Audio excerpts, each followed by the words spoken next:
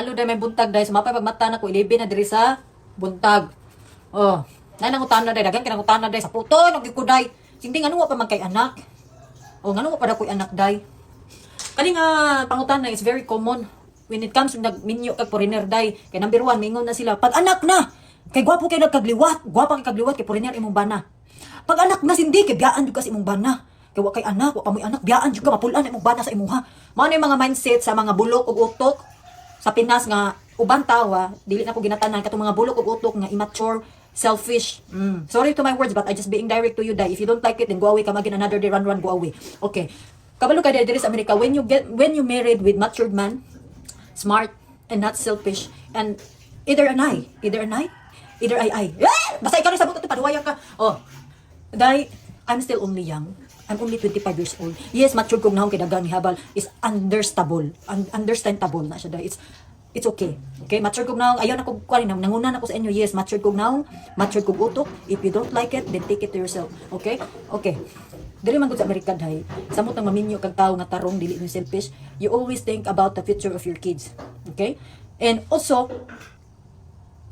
magbisaya lang tabi kay giatay man niyo nagtry kog English pa di man gid mabangbang panuway karang pagunahon na po kasi mong self kay ako example ako may magdalas anak day so we talk about it day in the future of our kids kaya ba namo mentally financially everything kaya ba gyud namo di ba so the answer is we're not ready yet yes financial kaya kayo day why not sis day ang mga iro diri day mura lang day bata bay sa Pinas ang gasto di ba kaya financially in the future of our kids kaya ba yun but the thing is I'm not ready yet.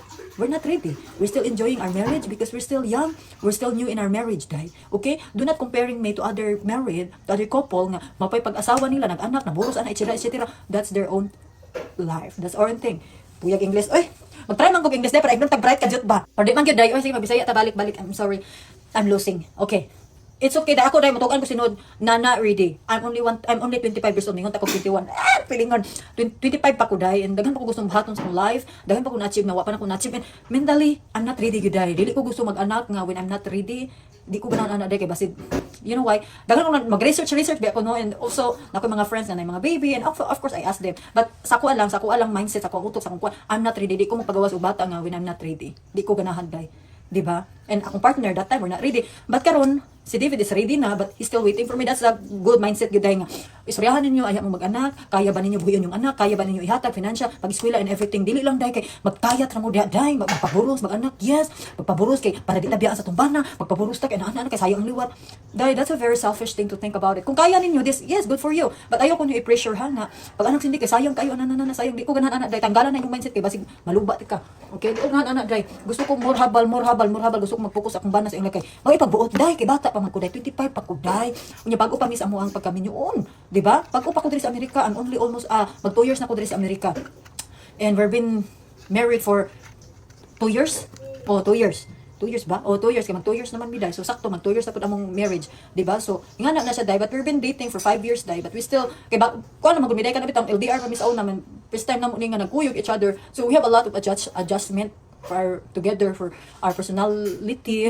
Kuyawan ng diatay. But anyway, day, the answer is, di pag ko ready, day. Mahilhan naman na ninyo, day. Kung maburos na ko, day, I will give you update but stop keeping asking many times without it's kinda annoying na gud siya day kanang anytime nga mag-post ko na it's annoying na gud siya kay some people do not understand the kana bitaw ang private I did a privacy ibugo kan plano na mo ba pangunahan bitaw it's kinda di ko ganahan it's a very immature thing and also kanang way buot wa kay marites kang yawa ka wa kan gusto ko bula-bula ba karon day pero gipugan ako day kay ngano day magbinutan naman unta ko day di menyuha ka kay bag-ura ko nagkuan ba bag-ura ko nikasupa pero ngano magyud na sige na enough na giatay na daghan abot taglaing lasod.